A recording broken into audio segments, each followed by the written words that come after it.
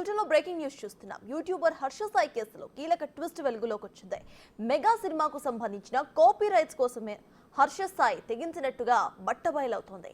ఆ సినిమాకు ప్రొడ్యూసర్ గా బాధితురాలు వ్యవహరించినట్టుగా తెలుస్తోంది. కాపీ రైట్స్ విషయంలో ఇద్దరి మధ్య కూడా వివాదం చెలరేగింది. దాంతో బాధితురాలికి మత్తుమందు ఇచ్చి హర్ష సాయి అఘాయిత్యానికి పాల్పడ్డట్టుగా సమాచారం అందుతోంది. బాధితురాలి వీడియోలు సీక్రెట్ గా రికార్డ్ చేసిన హర్ష సాయి వాటితో బెదిరింపులకు పాల్పడ్డాడు.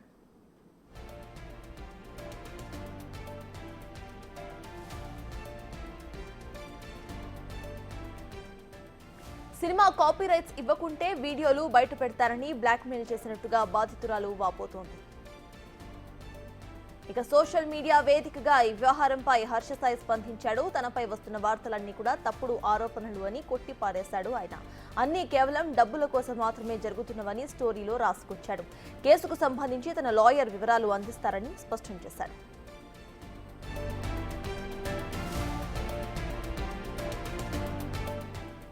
మరోవైపు హర్ష సాయి పరారీలో ఉన్నట్టుగా పోలీసులు చెబుతున్నారు.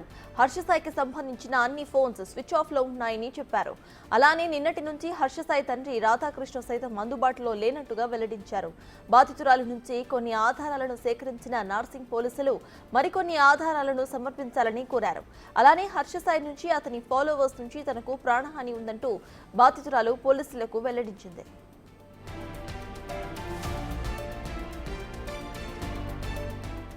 ప్రేమ పెళ్లి పేరుతో లొంగ తీసుకుని నగ్న వీడియోస్ నగ్న చిత్రాలను పెట్టుకుని బ్లాక్మెయిల్ చేసినట్టుగా ఫిర్యాదులో పేర్కొంది ఆమె.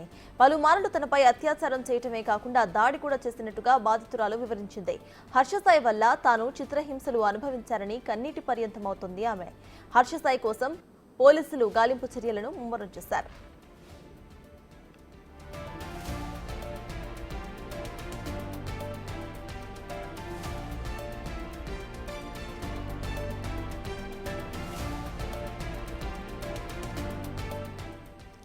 యూట్యూబర్ హర్ష సాయి కేసులో కీలక ట్విస్ట్ వెలుగులోకి వచ్చింది.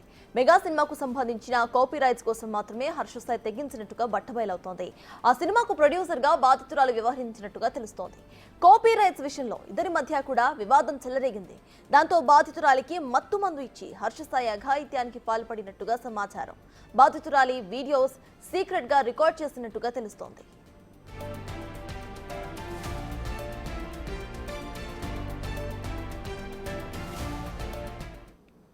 ఇప్పటికే ఇదే అంశంపై పూర్తి డీటెయిల్స్ ను మా ప్రతినిధి రాణా అందిస్తారు. రాణా, చెప్పండి. ఇటు హర్ష సాయి పరారీలో ఉన్నట్టు తెలుస్తోంది. అలానే హర్ష సాయి ప్రెసెంట్ ఒక పోస్ట్ కూడా ఇన్స్టా స్టోరీ కూడా పెట్టినట్టుగా తెలుస్తోంది. ఎలా చూడాలంటారు? ప్రెసెంట్ అప్డేట్స్ ఏంటి?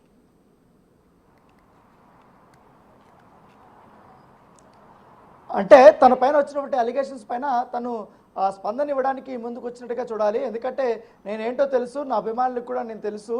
సో ఇవంతా కూడా ఫాల్స్ అలిగేషన్స్, నిజాలు త్వరలోనే బయటకు వస్తాయనేసి కూడా ఆయన ఆ పోస్ట్ సారాంశంలో పెట్టినట్టు నేపథ్యంగా పడతాయి. అయితే ఈ కేసు సంబంధించిన పూర్తి డీటెయిల్స్ ఇవాళ విజయవాడలో తన లాయర్ చిరంజీవి ద్వారా కూడా పూర్తి స్థాయి వివరాలన్నీ కూడా అందజేస్తారని కూడా ఆయన చెప్పినట్టు నేపథ్యంగా పడుతుంది. మరోవైపు నిన్నటి నుంచి కూడా ఫోన్లు స్విచ్ ఆఫ్లో పెట్టినటువంటి హర్ష సాయి ఇప్పుడు తన ఫ్రెండ్కి సంబంధించినటువంటి వాళ్ళతో ఉన్నట్టుగా మనకు సమాచారం. ప్రస్తుతం హర్ష సాయి హైదరాబాద్లో ఉన్నట్టుగా తెలుస్తుంది.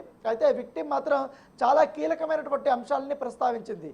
ముఖ్యంగా ఈ మెగా సినిమా ఏదైతే ఉందో స్టార్ట్ అయినప్పుడు కొంతవరకు సినిమా వరకు కూడా మంచిగా షూటింగ్ నడిచింది, మంచి ట్రైలర్ వచ్చింది, దానికి సంబంధించినటువంటి ఫంక్షన్ కూడా చాలా బాగా రాసాం. తర్వాత మంచి రెస్పాన్స్ రావడంతో ఈ సినిమాకి సంబంధించిన హక్కులు రైట్స్ అన్నీ కూడా నాకు ఇవ్వాలంటూ కూడా ఒత్తిడి చేశాడు. అవి ఇవ్వకపోయే కొందరికి మత్తుమందు కలిపి నా పైన తాగిచ్చి కూల్ డ్రింక్లో అత్యాచారం చేశాడనేసి కూడా ఆమె చెప్పినప్పుడు నేపథ్యంగా పడుతుంది. దీనివల్ల నాకు ఫిజికల్ అసాల్ట్ జరిగింది, సెక్సువల్ అసాల్ట్ జరిగింది, ఎక్స్టార్షన్ జరిగింది, చీటింగ్ చేశాడు. దాంతోపాటు ఇప్పుడు కొన్ని న్యూడ్ వీడియోస్, న్యూడ్ ఫొటోస్ పెట్టుకుని నన్ను బెదిరిస్తున్నాడంటే కూడా బాధితురాలు నార్సింగ్ పోలీస్ స్టేషన్లో కంప్లైంట్ ఇచ్చినటువంటి నేపథ్యం అయితే కనపడుతుంది.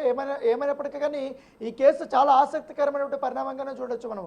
ఎందుకంటే అసలు బిగ్ బాస్ ఓటీటీలో ఎంటర్ అయిన తర్వాత బాధితురాలు, తర్వాత ఆమె ప్రొడ్యూసర్గా అయింది. ప్రొడ్యూసర్ అయిన తర్వాత మొదటి సినిమానే తనే హీరోయిన్గా ఉంది, తనే ప్రొడ్యూసర్గా ఉంది.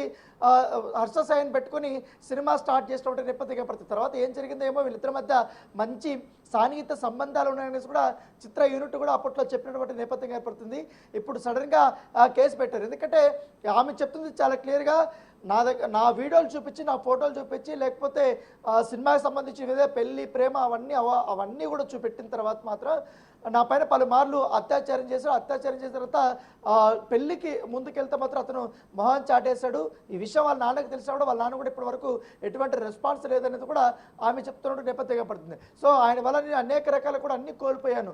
ఎందుకంటే మెంటల్ టార్చర్ కూడా నాకు ఎక్కువ అయిపోయింది, చాలా చిత్రాంశాలు అనుభవించానంటూ కూడా బాధితురాలు చెప్పాడు నేపథ్యంగా పడుతుంది. ఎప్పుడైతే కేసు నమోదైన తర్వాత నాసిక్ పోలీస్ స్టేషన్లో పోలీసులు ముఖ్యంగా సాయి కోసం చాలా వెతికినటువంటి పరిస్థితి కాబట్టి అతని ఆచూకీ కోసం అతన్ని పిలిపించడం కోసం కూడా వాళ్ళు ప్రయత్నించినటువంటి నేపథ్యం కనపడుతుంది. అయితే మరోవైపు ఇటు తను ఇన్స్టాగ్రామ్లో పోస్ట్ పెట్టగానే తన లాయర్ ద్వారా కూడా హైకోర్టుని సంప్రదించే అవకాశం ఉంది. ఈ కేసులో ముందస్తు బెయిల్ కోసం కూడా ఆయన పిటిషన్ వేయబోతున్నట్టుక మనకు సమాచారం ఉంటుంది.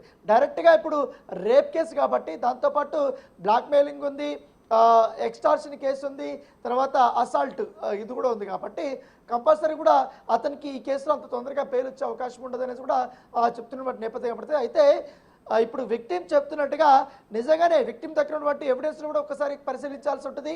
లోతుగా ఇన్వెస్టిగేషన్ చేస్తే నిజానిజాలన్నీ కూడా తెలిసిపోతాయి. సో ఇవన్నీ కూడా ఎప్పుడైతే హర్ష సాయి వచ్చిన తర్వాత అతన్ని ఈ కేసులో అరెస్ట్ చేసిన తర్వాత మరికొన్ని కీలకమైనటువంటి అంశాలన్నీ బయటకు వచ్చే అవకాశం ఉంది. నిన్న ఆమెకు వైద్య పరీక్షలు ముగిసిన తర్వాత ఆమె ఇంటికి వెళ్ళిపోయింది. ఇంటికి వెళ్ళిపోయిన తర్వాత పోలీస్ స్టేషన్ నుంచి ఒక మెసేజ్ వెళ్ళింది విక్టిమ్కి, మీ దగ్గర బట్టి ఇంకా ఏమైనా ఆధారాలు ఉన్నాయా, లేకపోతే ఎప్పుడు హర్ష సాయి మీతో కలిశారు, ఏ రకంగా మిమ్మల్ని మోసం చేశాడు, ఎక్కడ మీ పైన జరిగింది ఏంటంటే పూర్తి వివరాలు అనేది కూడా ఉంటే ఒకవేళ మీ ఇద్దరు ఫోటోగ్రాఫ్స్ కానీ వీడియోస్ కానీ లేకపోతే ఇంకా వాయిసెస్ కానీ ఆడియోస్ కానీ లేకపోతే మీ ఇద్దరికి సాన్నిహిత సంబంధాలు ఉన్నప్పుడు తను చెప్పినప్పుడు ఇంకా ఎవరైనా వ్యక్తులు ఉన్నారా, ఇంకా సాక్షులు ఎవరైనా ఉన్నారా ఏంటి అనేది కూడా పూర్తి వివరాలు ఇవ్వాల్సిందిగా వీళ్ళు నార్సింగ్ పోలీసులు కూడా అడగడం జరిగింది. అవన్నీ కూడా ఇవాళ విక్టిమ్ ఇవ్వబోతున్నట్టుగా మనకు సమాచారం ఉంటుంది. సో ఈ కేసు ఇట్లా జరుగుతున్నప్పుడు మరోవైపు హర్ష సాయి మాత్రం ఇవంతా కూడా ఫాల్స్ అలిగేషన్స్, నా పైన మీరు నమ్మొద్దండి అంటూ కూడా ఆయన చెప్పినప్పుడు నేపథ్యం. సో ఇవాళ చూడొచ్చు ఈ కేసు ఎక్కడి వరకు వెళ్ళొచ్చు. ఎందుకంటే నిన్న రేప్ కేసు స్టార్ట్ అయింది, తర్వాత బ్లాక్మెయిల్ స్టార్ట్ అయింది, తర్వాత ఎక్స్టార్షన్ స్టార్ట్ అయింది, ఇప్పుడేమో ఉదయాన్నే ఈ సినిమాకి సంబంధించిన విషయంలో రైట్స్ గొడవ అనేది స్టార్ట్ అయింది. సో అనేక అంశాలు కూడా తెరపైకి వస్తున్నాయి కాబట్టి పోలీసులు కూడా దీన్ని అంత ఈజీగా తీసుకోవటం లేదు. పూర్తి స్థాయిలో ఎంక్వైరీ చేయాలి. దాంతోపాటు ఈ సినిమాకి సంబంధించిన యూనిట్ కూడా ప్రశ్నించాలనే ఉద్దేశంతో ఉన్నారు. దాంతోపాటు హర్ష సాయికి సంబంధించిన క్లోజ్ ఎవరైతే ఉన్నారో ఒక ఇద్దరు ముగ్గురు ఫ్రెండ్స్ ఉన్నారు వాళ్ళతోనూ, అలాగే ఈ విక్టిమ్కి సంబంధించినటువంటి వారు కూడా ఉన్నారు కాబట్టి వాళ్ళతో కూడా మ్యూచువల్గా ఉన్నారు. సో వీళ్ళిద్దరి మధ్య సంబంధాలు ఏ విధంగా ఉన్న దానిపై కూడా వారు ఈ విచారణ చేయబోతున్నట్టుగా మనకు సమాచారం అందుతుంది. రానా ఇటు చూస్తే మూవీ రైట్స్ కోసము ఆయన ఇట్లా అత్యాచారానికి పాల్పడినట్టుగా ఒక version, at the same time 2 కోట్లు తన దగ్గర నుండి తీసుకొని పురారీలోకి వెళ్ళిపోయినట్టు కూడా ఇంకో వర్షన్ వినిపిస్తోంది. రెండింటి మీద కూడా విచారణ చేసే అవకాశం ఉందనుకోవచ్చా? ఈ రెండింటిలో మాక్సిమం అంటే అసలు బాధితురాలు ఏం చెప్పారు?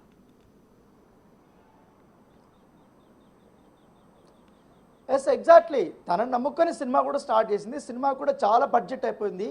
సో నేను అక్కడక్కడ అప్పులు తీసుకుని వచ్చి మరి నేను సినిమా చేశాను. దాంతోపాటు ఈ ఫోటోలు వ్యక్తిగతమైన బట్టి వీళ్ళిద్దరూ ఉన్నటువంటి నోడ్ ఫొటోస్ అవన్నీ కూడా బయట పెడుతూ తన డబ్బుల కోసం బ్లాక్మెయిల్ చేశాడంటూ కూడా దాదాపు 2 కోట్ల వరకు కూడా హర్ష సాయి వాళ్ళ తండ్రి రాధాకృష్ణ ఇద్దరు కూడా వసూలు చేశారనేసి కూడా ప్రధానమైనటువంటి ఆరోపణ. సో దానికి సంబంధించి వాళ్ళకి ఎప్పుడప్పుడు ఎంత డబ్బులు చెల్లించారు ఏంటనేది కూడా నా దగ్గర మొత్తం ట్రాన్సాక్షన్ డీటెయిల్స్ ఉన్నాయి, పైగా ఒప్పంద పత్రాలు కూడా ఉన్నాయనేసి కూడా ఆమె చెప్తున్న నేపథ్యంగా పడుతుంది. తను ఏ విధంగా నన్ను బెదిరించడానికి వాట్సాప్కి సంబంధించిన చాట్ అవన్నీ కూడా ఆమె చూపించబోతున్నట్టుగా మనకు సమాచారం ఉంది. సో అవి కూడా ఈ కేసులో చాలా కీలకంగా పోతున్నాయి. ఎందుకంటే మనీ ఆరోపణలు కూడా ఉన్నాయి కాబట్టి 2 కోట్లు అంటే స్మాల్ అమౌంట్ కాదు. ఎందుకంటే ఇంకోటి అతనిపైన సినిమా బడ్జెట్ కూడా చాలా ఎక్కువగా అయిపోయింది.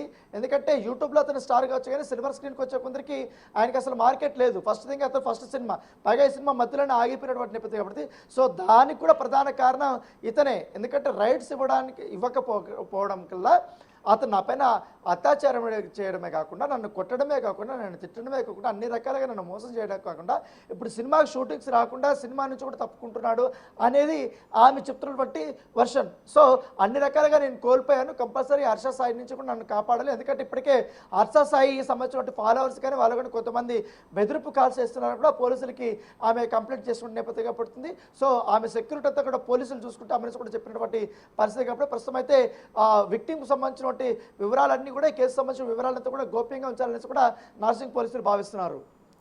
కాపీ రైట్స్ కోసమే మొత్తం గొడవ స్టార్ట్ అయింది. కాపీ రైట్స్ కోసమే హర్ష సాయి మత్తు మంది ఇచ్చి ఆవిడ మీద లైంగిక దాడికి పాల్పడ్డారు అనేదైతే మనకు అర్థమవుతుంది. దీనికి సంబంధించి ఇటు కాపీ రైట్స్ ఆల్రెడీ ఆవిడ ప్రొడ్యూసర్ గా ఉన్నప్పుడు కాపీ రైట్స్ ఆబ్వియస్లీ ఆవిడ చేతిలో ఉంటాయి. సో ఇక్కడ హర్ష సాయికి ఆవిడకి గొడవ రావడానికి గల కారణాలు ఏవై ఉండొచ్చు అనుకోవచ్చు రానా మనం?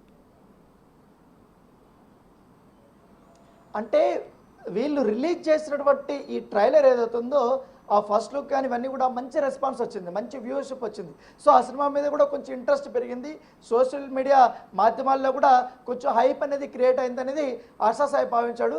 సో ఈ సినిమాలో తను భాగస్వామ్యత అంటే హీరో కాకుండా తను పూర్తి స్థాయిలో హక్కులు తీసుకుంటే ఈ సినిమాలో బాగుపడచ్చు, కొంచెం లాభపడచ్చు అనే ఉద్దేశంతో ఉన్నట్టుగా విక్టిమ్ చెప్తుంది. సో అది బేస్ చేసుకొని ఎట్టి పరిస్థితులను ఈ రైట్స్ అన్ని కూడా తీసేసుకుంటే నన్ను పక్కన తరిమేయడం వల్ల మొత్తం సినిమా అంతా తన చేతుల్లోకి వెళ్తుంది, తను బిజినెస్ చేసుకోవచ్చు అనే ఉద్దేశంతో ఉన్నాడు.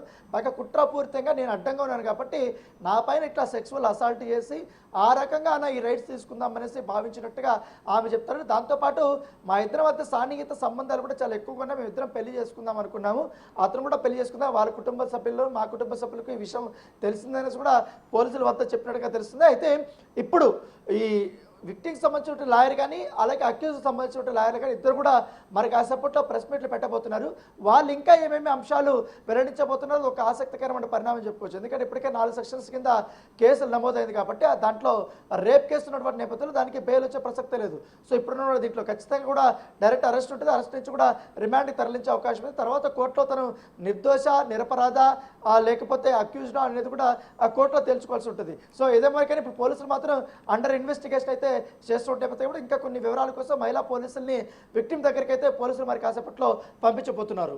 రానా, హర్ష సాయి పెట్టిన స్టోరీ ఒకసారి చూస్తే కేవలం డబ్బుల కోసం మాత్రమే ఇదంతా కూడా జరుగుతుంది, నా లాయర్ ఫర్దర్ గా చూసుకుంటారు అని కూడా ఆయన పెట్టడం జరిగింది. అయితే పార్ట్ ఆఫ్ దిస్ ఆ స్టోరీ ఎక్కడి నుండి పెట్టారంటే ఐపీ అడ్రస్ ద్వారా ఆయన ఎక్కడున్నారు అనే దాని మీద ఇన్వెస్టిగేషన్ చేసే అవకాశం ఉందనుకోవచ్చా? ఇన్స్టా స్టోరీ పెట్టారు కాబట్టి అండ్ డబ్బుల కోసం అని కూడా ఆయన చర్చించారు. సో దీని గురించి కూడా థరో ఇన్వెస్టిగేషన్ జరుగుతుంది అనుకోవచ్చా?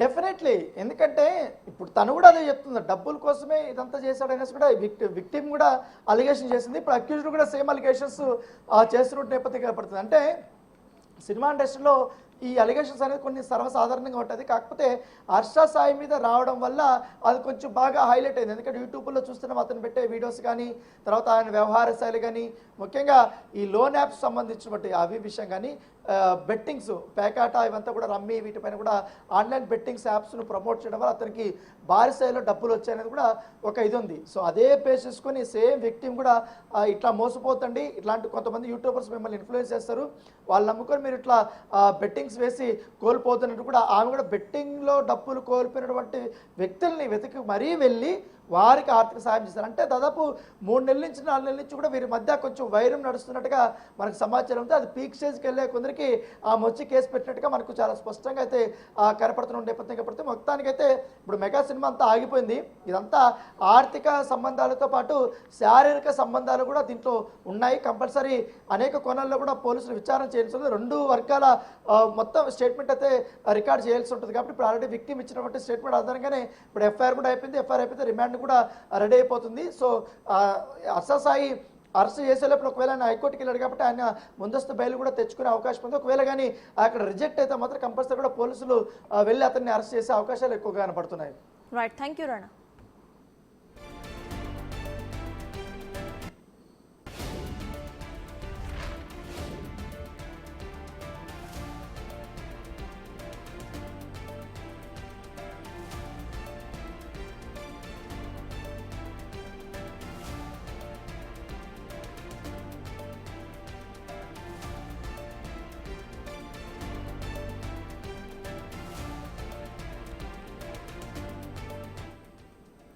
యూట్యూబర్ హర్ష సాయి కేసులో కీలక ట్విస్ట్ వెలుగులోకి వచ్చింది. మెగా సినిమాకు సంబంధించిన కాపీ రైట్స్ కోసమే హర్ష సాయి తెగించినట్టుగా బట్టబయలవుతోంది. ఆ సినిమాకు ప్రొడ్యూసర్ గా బాధితురాలు వ్యవహరించినట్టుగా తెలుస్తోంది. కాపీ రైట్స్ విషయంలో ఇద్దరి మధ్య కూడా వివాదం చెలరేగింది. దాంతో బాధితురాలికి మత్తుమందు ఇచ్చి హర్ష సాయి అఘాయిత్యానికి పాల్పడ్డట్టుగా సమాచారం. బాధితురాలి వీడియోస్ సీక్రెట్ గా రికార్డ్ చేసిన హర్ష సాయి దానితో బెదిరింపులకు పాల్పడ్డాడు. అయితే సినిమా కాపీ రైట్స్ ఇవ్వకుంటే వీడియోస్ బయట పెట్టేస్తానని బ్లాక్ మెయిల్ చేసినట్టుగా బాధితురాలు పోలీస్ స్టేషన్లో వాపోతున్నారు. ఇక సోషల్ మీడియా వేదికగా ఈ వ్యవహారంపై హర్ష సాయి ఇప్పుడైతే స్పందించారు. తనపై వస్తున్న అన్ని వార్తలు కూడా తప్పుడు ఆరోపణలని కొట్టిపారేస్తున్నాడు అతను. అన్నీ కేవలం డబ్బుల కోసం మాత్రమే జరుగుతున్నవని స్టోరీలో రాసుకొచ్చాడు హర్ష సాయి. కేసుకు సంబంధించి తన లాయర్ వివరాలను అందిస్తారని ఆయన స్పష్టం చేశాడు. మరోవైపు హర్ష సాయి పరారీలో ఉన్నట్టుగా తెలుస్తోంది. హర్ష సాయికి సంబంధించి అన్ని ఫోన్స్ కూడా స్విచ్ ఆఫ్ లో ఉన్నాయని పోలీసులు చెబుతున్నారు.